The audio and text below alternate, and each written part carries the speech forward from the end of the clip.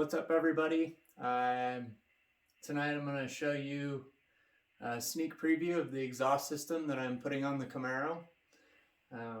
What we have here is the electric cutouts. They are from Cutout Singular, since it's going to be single exhaust out of the outlet of the turbo. This particular kit is from Spelab.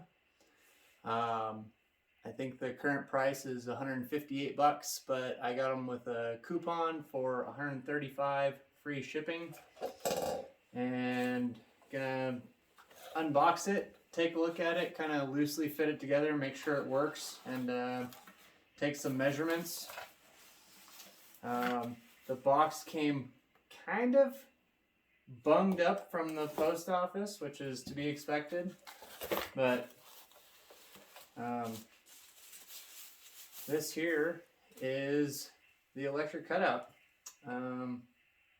Gotta say it's a little bit smaller than I was expecting. This is the 3-inch kit, and just out of curiosity, I set my dial indicators here, dial calipers here, and it looks like this biggest part of it is 2.82 inches. That's from here to here.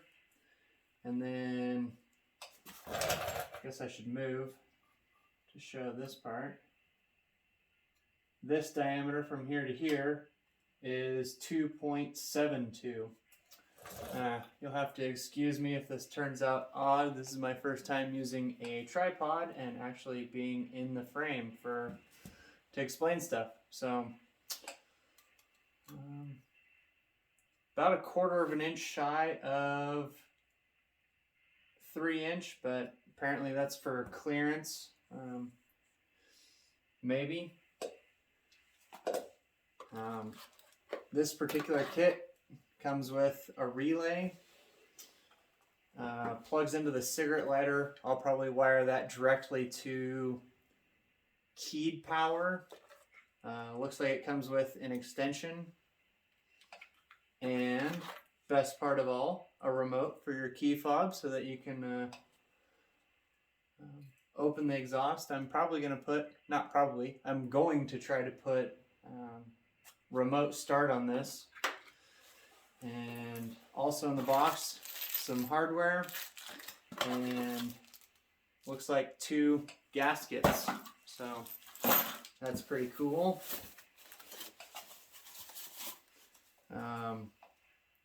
Looks like it uses a band clamp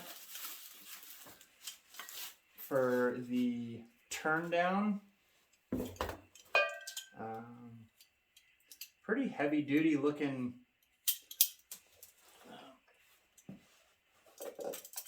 flange here. Looks like feels like it's cast steel maybe. Pretty good looking piece. And a V-band. And this mamma jamma here looks like it got a little bit dented in shipping. Probably not the end of the world. I can hammer that out. Let's piece this bad boy together. Maybe I can do this fast enough to where people don't get bored. Let's see.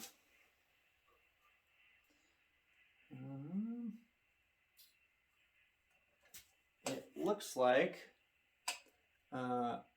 this flange is actually threaded, which is kind of funny because the kit comes with nuts and washers, and lock washers.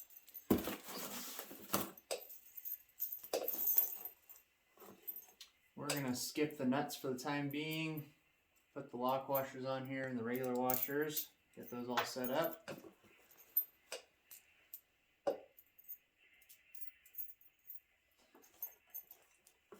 And hopefully you guys can't hear the baby monitor in the background. It's about midnight and I'm on baby duty. in case she wakes up. I'll be pausing the video and sprinting to stick a pacifier in her mouth, or maybe give her a midnight feeding. I don't know. Okay, so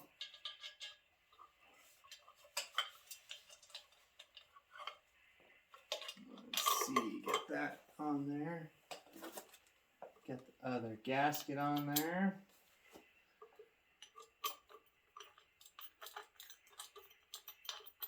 And hand tighten this bad boy.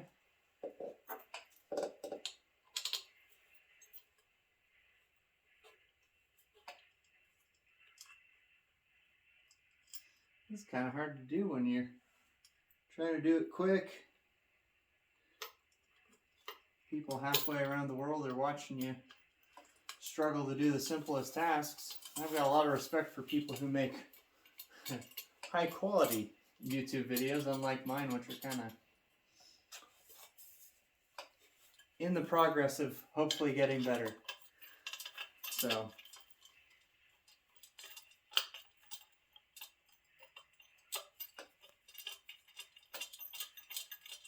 anyways, just hand tightening this to kind of look and see how it fits. Fits together pretty nice.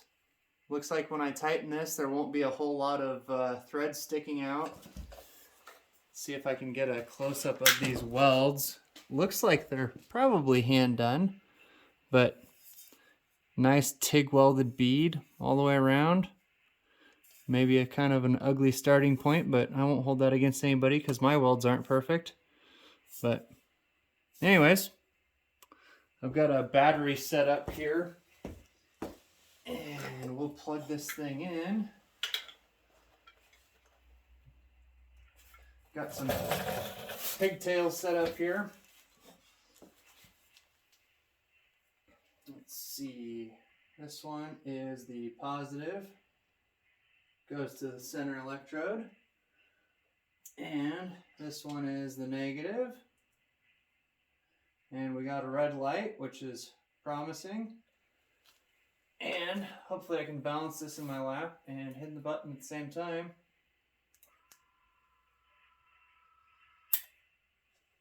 Oopsie, popped off. But man, that motor is silent and smooth. And what I really like about this kit is it's one touch open and one touch closed. And looks to be pretty nice quality. I'm impressed.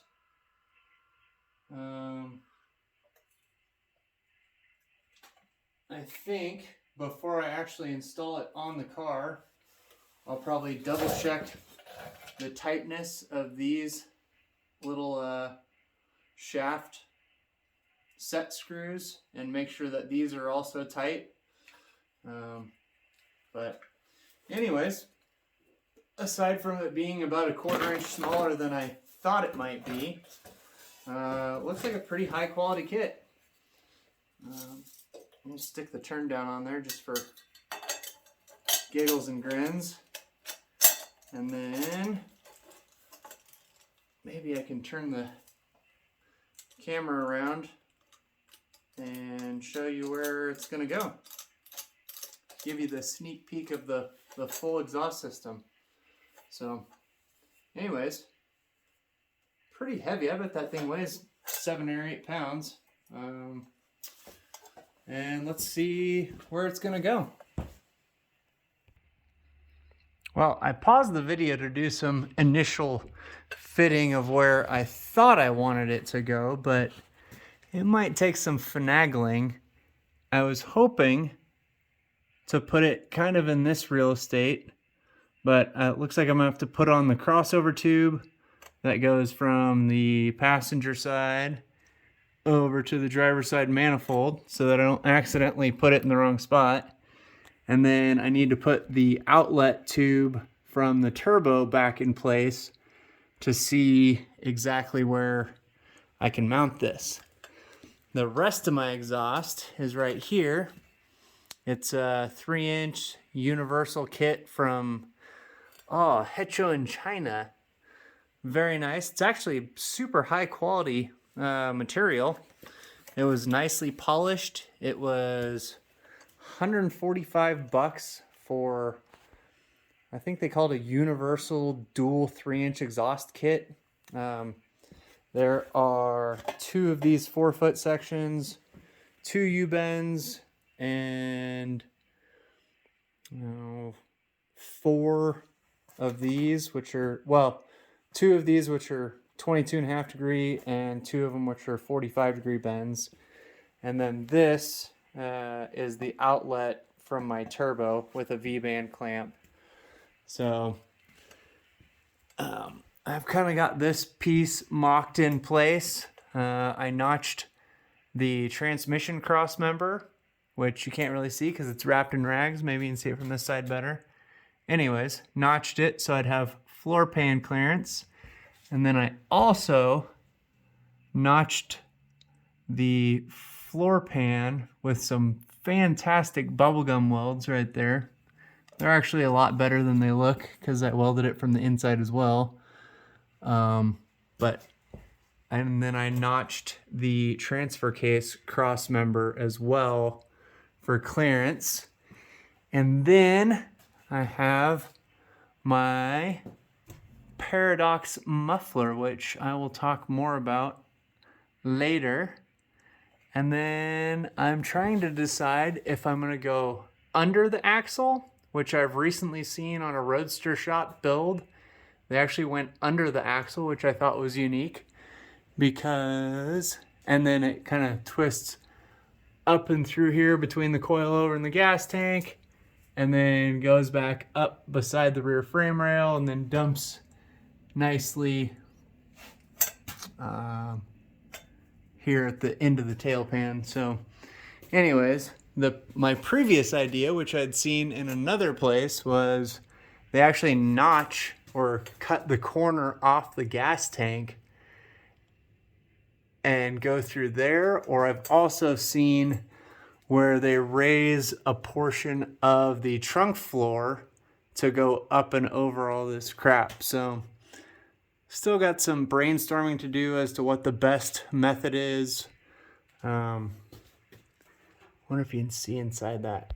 It's kind of a cool looking muffler. It's supposedly the least amount of drone and the most airflow. It actually, I don't know, at least in their infomercial that I clearly bought into, creates kind of a suction to evacuate gases out of the exhaust system. So hopefully it just sounds cool. I don't know. It doesn't take up much space. So anyways, I'm starting to ramble and it's getting late, but I wanted to show everybody this super cool exhaust cutout and give my initial opinion or impressions on this Spelab kit.